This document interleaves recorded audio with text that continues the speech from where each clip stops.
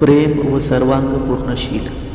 मत्तय अध्याय 5 वचन 43 ते 48. आपल्या शेजाऱ्यावर प्रीती कर व आपल्या वैऱ्याचा द्वेष कर असे सांगितले होते. हे तुम्ही ऐकले आहे. मी तर तुम्हाला सांगतो, तुम्ही आपल्या वैऱ्यांवर प्रीती करा.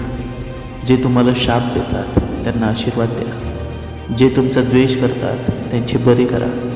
आणि जे तुमचा छळ करतात व तुमच्या पाठीस लागतात त्यांच्यासाठी प्रार्थना करा, अशासाठी की तुम्ही आपल्या स्वर्गातील पित्याचे पुत्र व्हावे. कारण तो वाईटांवर व चांगल्यांवर आपला सूर्य उगवतो आणि नीतिमानांवर व अनितिमानांवर पाऊस पाडतो.